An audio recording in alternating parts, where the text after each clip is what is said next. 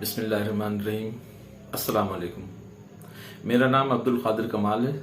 मैं एक homeopathic doctor हूं और गुज़िश्ता 35 साल से शाह फैसल कॉलोनी कराची में प्रैक्टिस कर रहा हूं। मेरी शुरू से प्रैक्टिस कॉम्बिनेशंस की है, यानी मैं किसी भी मर्ज के लिए कॉम्बिनेशन बनाकर दवाएं देता हूं। इस 35 साल के अरसे में बेशुमार कॉम्बिनेशन ऐसे बन गए हैं जो इंतहाई मौसर हैं और इंतहाई कामयाब कॉम्बिनेशंस हैं, जिनको आंख बंद कर दिया जाता है और मरीज को फायदा हो जाता है। पाकिस्तान और हिंदुस्तान में बहुत से डॉक्टर्स ऐसे हैं जो मेरे कॉम्बिनेशंस को इस्तेमाल कर रहे हैं और ये जूनियर होम्योपैथिक डॉक्टर्स के लिए एक खजाने की तरह है। इसके अलावा आम लोग जो इस वीडियो को देखकर दवाएं इस्तेमाल करते हैं, उन्हें चाहिए कि किसी डॉक्टर के मशवरे से इस्तेमाल कर लें। अगरचे इन फार्मूलों का कोई मुज़िर असरात नहीं है और हद ये है कि अगर कोई दूसरा बच्चा भी खा ले तो कोई नुकसान नहीं होता है। बात सूरतों में एहतियात की जरूरत होती है, जैसे किसी को पीरियड नहीं हो रहे, स्टार्ट करने की दवाएं हैं, वो किसी प्रेग्नेंट खातून को दे दिया जाए तो नुकसान हो सकता है। तो इसलिए हमेशा चाहिए कि किसी डॉक्टर के मशवरे से दवा को इस्तेमाल करें। आज जिस मर्ज के लिए मैं आपके साथ अपना तजर्बा शेयर करूंगा वो है खवातीन के चेहरों पर बालों का निकलना। इसको तिब की जबान में हर्सुटिज्म कहते हैं। हर्सुटिज्म दरअसल एक हार्मोनल इम्बैलेंस का नतीजा होता है। हार्मोन असल में खवातीन हो या मर्द हो, उनके जिस्म में दोनों हार्मोन पाए जाते हैं। मर्दों में मर्दाना हार्मोन जिसको टेस्टोस्टेरोन कहते हैं वो भी होता है और एस्ट्रोजन भी होता है जो लेडीज का है। लेकिन मर्दों में मर्दों के हार्मोन की मिकदार बहुत ज्यादा होती है और एस्ट्रोजन बहुत मामूली मिकदार में होता है। इसी तरह खवातीन में एस्ट्रोजन की भरपूर मिकदार होती है, लेकिन टेस्टोस्टेरोन जो होता है वो नहीं होता है, बहुत कम होता है, बहुत मामूली मिकदार में होता है। ये वो हार्मोन है जो मर्दाना खुसूसियात या निस्वानी खुसूसियात को जन्म देते हैं। तो इसीलिए बाज खवातीन में जब हार्मोनल इम्बैलेंस होता है, यानी उनके जिस्म में टेस्टोस्टेरोन की मिकदार बढ़ने लगती है, तो उनमें कुछ मर्दाना खवास पैदा होने लगते हैं। इसको हर्सुटिज्म कहते हैं। सबसे पहला तो ये होता है कि जैसे हार्मोन बढ़ गए, मर्दाना हार्मोन बढ़ गए, तो उसके नतीजे में चेहरे पर, जिस्म पर, मुख्तलिफ जगहों पर जहां जैसे मर्दों के बाल होते हैं इस तरह बाल निकलने लगते हैं। दूसरा ये होता है कि मर्दों की आवाज भारी होती है, तो इस तरह उन खवातीन की आवाज भी भारी होने लगती है। खवातीन के मसल्स कमजोर नरम होते हैं और उनमें फैट की मिकदार ज्यादा होती है, लेकिन मर्दों में जो होते हैं मसल स्ट्रांग होते हैं। जब टेस्टोस्टेरोन फीमेल में बढ़ने लगता है तो उनके मसल्स भी मजबूत होने लग जाते हैं। इसके अलावा उनको पीरियड आते ही नहीं है, या आते हैं तो बहुत कम मिकदार में आते हैं। ये इसके लिए होता है, ठीक है। और एक और चीज होने लगती है, जैसे मर्दों में गंजापन होता है इस तरह खवातीन में भी गंजापन आने लगता है, मर्दों की तरह का। अगर से जिस्म के ऊपर दाढ़ी मूंछों के बाल निकलने लगते हैं, जिस्म पर, सीने पर, पीठ पर, पैरों पर, हाथों पर बाल निकलने लगते हैं, उसके मुकाबले में फिर सर में से बाल झड़ने लगते हैं और इस तरह का गंजापन पैदा होता है जैसा मर्दों में होता है। ये इनकी अलामत थी। इसके अलावा ये मर्ज पैदा होने की जो वजूहात होती हैं, वजूहात में सबसे पहली वजह तो होती है पीसीओडी। पीसीओडी अगर है तो पीसीओडी भी हार्मोन के डिस्टर्बेंस की वजह से होता है, जिसमें ओवरीज में बहुत सारी सिस्ट बन जाती हैं, जिसकी वजह से ओवा रिलीज नहीं होता है, वहां सिस्ट की शक्ल इख्तियार कर लेता है। इसकी वजह से लेडीज का वजन बढ़ने लगता है। तो इसमें भी हार्मोनल इम्बैलेंस जब होता है तो उसमें भी वजन बढ़ने लग जाता है, हेयर फॉल होने लग जाता है। और इसकी वजूहात में डायबिटीज भी होती है। अगर ज़ियाबतीस हो गई है किसी को तो उसके नतीजे में भी ये मर्ज पैदा हो सकता है। पीसीओडी या पीसीओएस जो कहते हैं उसकी वजह से भी होता है। हार्मोनल इम्बैलेंस इसकी मेन वजह होती है। उसके अलावा ओवरी में अगर ट्यूमर हो जाए तब भी ये सारी अलामत पैदा होती हैं। उसके अलावा हार्मोनल इम्बैलेंस प्रेगनेंसी में भी हो जाता है। प्रेगनेंसी के दौरान हार्मोन में बड़ी तब्दीलियां आती हैं। उस दौरान आपके लेडीज के जिस्म में जो है बाल निकल सकते हैं, ये हर्सोटिज्म पैदा हो सकता है।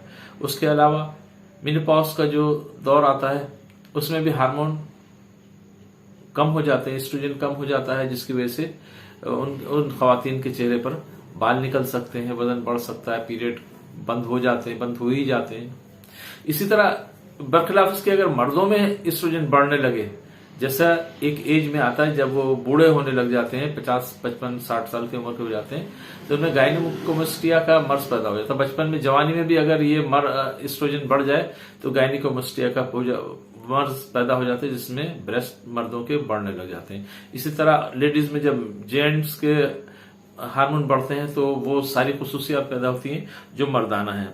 इसके अलावा बहुत सी मेडिसिन ऐसी हैं, मेडिसिन को इस्तेमाल करने से ये मर्ज पैदा होने लगता है, हार्मोनल इम्बैलेंस पैदा होता है, उसके नतीजे में ये मर्ज पैदा हो जाता है।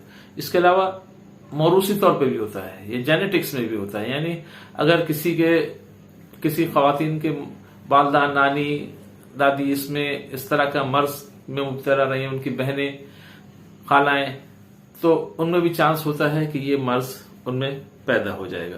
इसके अलावा एड्रेनल ग्लैंड होता है, इसमें भी हार्मोन को हार्मोन पैदा करता है जो बहुत जरूरी होते हैं, लेकिन इसकी वजह से भी बाज़ दफा टेस्टोस्टेरोन का लेवल बढ़ जाता है और ये मर्ज पैदा हो जाता है। ये तो इसका मर्ज पैदा हो गया। अब हम आते हैं अपने वीडियो के सबसे अहम हिस्से की तरफ, वो है इसका इलाज कैसे किया जाए। इसका बेहतरीन इलाज है, आसान इलाज है, और लेकिन इसको 2-3 महीने कम से कम खाना पड़ती है दवा। बेहतरीन दवाएं हैं जिससे ये मर्ज सही हो जाता है। अगर अलामतों के लिहाज से देखें तो बहुत सारी मेडिसिन मिलती हैं जिसको हम दे सकते हैं, लेकिन मैं एक ऐसा फार्मूला बता रहा हूं आपको जो आंख बंद करके देने का है। इससे फायदा होता ही होता है। इसमें दो तरह की मेडिसिन है, एक पोटेंसी की सूरत में है और एक हाई पोटेंसी में है और एक बिल्कुल लो पोटेंसी में है। तो पहले हम बताते हैं आपको कि 3 वो कौन सी दवाएं हैं जो हम हाई पोटेंसी की शक्ल में देते हैं। तो उसमें सबसे पहली दवा है थूजा। थूजा इस मर्ज के लिए बेहतरीन दवा है। इसका बालों की ग्रोथ को रोकने में बेहतरीन किरदार है। अक्सर लोग इसको 1 ml में हफ्ते में या 2 हफ्ते में एक खुराक देते हैं, लेकिन मैं इसको 200 की पोटेंसी में इस्तेमाल कराता हूं, दिन में 4 दफा देता हूं। तो पहली दवा हो गई थूजा 200। दूसरी दवा जो हम इसमें मिलाते हैं वो पल्साटिला। पल्साटिला फीमेल की बेहतरीन दवा है ये, और इस मर्ज में भी बहुत काम आती है, बेहतरीन दवा है। इस दवा को भी हम 200 पोटेंसी में इस्तेमाल करते हैं। तीसरी दवा जो हम इसमें मिलाते हैं वो है सीपिया। सीपिया भी फीमेल डिसऑर्डर की बेहतरीन दवा है, और ये हर्सोटिज्म की भी बेहतरीन दवा है ये। तो इन तीनों दवाओं को इक्वल क्वांटिटी में एक शीशे में मिला लेते हैं और 10 झटके देकर एक रिपोटेंटाइज कर लेते हैं। जब रिपोटेंटाइज हो गया ये, तो इससे हम डिस्किट या ग्लोबियल्स में बना लेते हैं दवा को, और मरीजों को खाने के लिए दे देते हैं, चूसने के लिए डिस्किट दे देते हैं, दिन में 4 मरतबा, सुबह, दोपहर, शाम, रात। अगर 1 ग्रेन की डिस्किट मैं बनाता हूं तो 3 गोलियां देता हूं, सुबह में 3, दोपहर में 3, शाम में और 3 रात में। इस दवा को इस्तेमाल कर लेना चाहिए, ठीक है। दूसरी दवा जो अब हम इसमें मिलाते हैं लो पोटेंसी की, वो है ओलियम जैक। ओलियम जैक इस मर्ज की खास दवा है, लेकिन इसको लो पोटेंसी में इस्तेमाल करना जरूरी होता है। इसको मैं 3x में इस्तेमाल करता हूं। ओलियम जैक 3x लिक्विड में, इसके 5-5 खतरे सुबह, दोपहर, शाम और रात 1 घूंट पानी में मिलाकर मरीजा को पिला दें। इंशाल्लाह ताला बहुत जल्दी इसके रिजल्ट आपको नजर आने लगेंगे।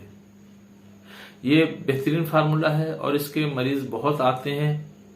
ये जूनियर डॉक्टरों के लिए एक तोहफे की तरह है कि आप इसको आंख बंद करके इस्तेमाल कराएं, आपको इसके रिजल्ट मिलेंगे ही मिलेंगे और आपके मरीज भी आपके गिरविदा हो जाएंगे। दोस्तों, ये आज का वीडियो था। अगर आपको ये वीडियो पसंद आई है तो इसको लाइक कर लीजिए, शेयर कर लीजिए।